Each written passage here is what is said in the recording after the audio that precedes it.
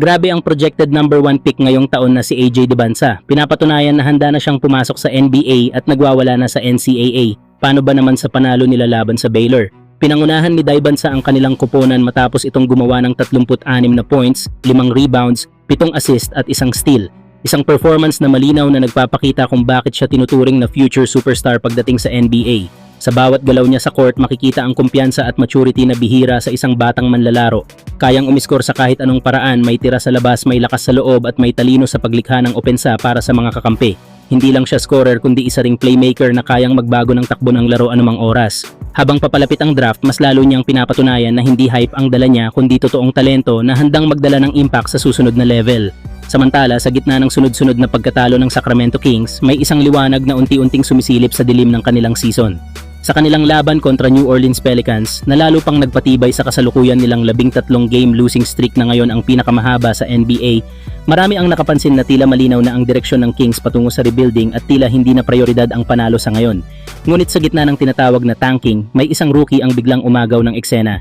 Ito ay ang kanilang numero 42 pick na si Maxime Reynaud. Sa kabila ng pagkatalo, nagpakawala si Reynaud ng kahangahangang performance matapos magtala ng 20 points at career high na 19 na rebounds. Isang estatistikang bihira mong makita mula sa isang rookie lalo pa at galing sa second round pick. Ipinakita niya ang husay sa ilalim ng ring, agresibong rebounding at presensya sa loob na tila isang veteranong big man na. Dahil dito, maraming fans ang nagsisimulang magtanong kung mas makabubuti bang bigyan na ng mas malaking minuto ang mga batang manlalaro ng Kings kaysa patuloy na umasa sa mga veterano na hindi naman na naibibigay ang kinakailangang resulta.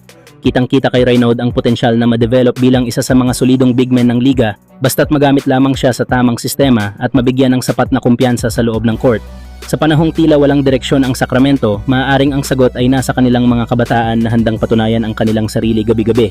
Kayo mga idol, ano ang masasabi nyo? Mas dapat na bang ibigay ng Kings ang mas malaking papel sa kanilang mga rookies lalo na kay Maxime Reynaud? Samantala, hindi naman nagpanik ang Lakers sa trade deadline. Habang ang ibang koponan ay nagmadali at nag-all-in, pinili ng Los Angeles ang mas tahimik pero mas matalinong ruta, flexibility. May isang bakanting roster spot ang Lakers at ngayon ay tahimik nilang minomonitor ang buyout market. At isang pangalan ang unti-unting umiingay sa likod ng mga eksena, Haywood Highsmith. Kung papasa ang tuhod niya sa medical check, malapit nang makuha ng Lakers ang isa sa pinaka-under the radar na defensive wings sa liga. Bago ang injury, si Highsmith ay isa sa pinaka-pinagkakatiwalaang playoff wings ng Miami Heat.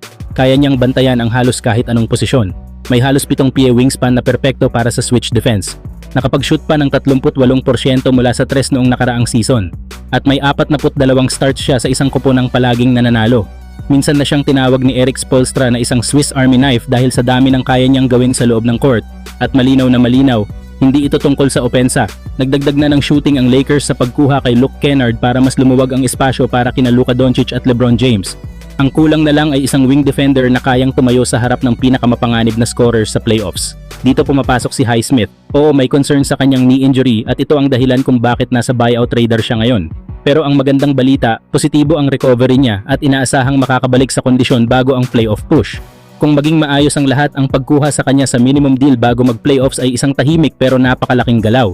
Hindi nito gagalawin ang cap space ng Lakers sa susunod na season, pero itataas nito ang kanilang depensa at mas magiging handa sila sa matitinding matchups sa postseason. Hindi ito flashy na signing, pero ito yung klase ng galaw na ginagawa ng mga kuponang seryosong manalo ng kampeonato. Pero kayo mga idol, ano ang masasabi nyo? Si Haywood Highsmith na ba ang dapat kunin ng Lakers sa kanilang huling roster spot?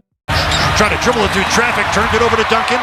11 seconds left in the third. Highsmith breaks away for the getting into the paint at the rim.